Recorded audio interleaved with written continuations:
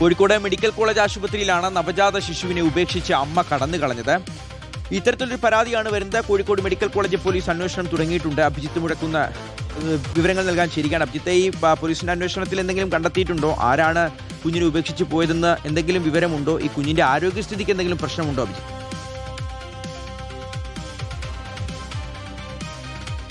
ഷിഹാസ്, ഈ കുഞ്ഞിനെ അമ്മ ഉപേക്ഷിക്കാനുള്ള സാഹചര്യം എന്താണ് എന്നുള്ളതിൽ വ്യക്തതയില്ല. പോലീസ് ഏതായാലും അന്വേഷണം ആരംഭിച്ചിട്ടുണ്ട്.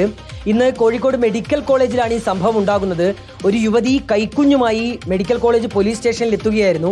പോലീസ് അന്വേഷിച്ചപ്പോഴാണ് ഈ യുവതി കാര്യം പറയുന്നത്. അതായത് മെഡിക്കൽ കോളേജിൽ നിൽക്കവേ ഒരു സ്ത്രീ തൻ്റെ കയ്യിൽ ഈ കൈക്കുഞ്ഞിനെ ഏൽപ്പിച്ച് അവിടെ നിന്ന് കടന്നു കളയുകയായിരുന്നു. പിന്നാലെയാണ് യുവതി കുഞ്ഞുമായി മെഡിക്കൽ കോളേജ് പോലീസ് സ്റ്റേഷനിൽ എത്തുന്നത്. കുഞ്ഞിനെ ഉടൻ തന്നെ പോലീസ് സ്റ്റേഷനിലുള്ളവർ മാതൃശിശു സംരക്ഷണ കേന്ദ്രത്തിലേക്ക് മാറ്റുകയും വൈദ്യപരിശോധനയൊക്കെ നടത്തുകയും ചെയ്തിട്ടുണ്ട്.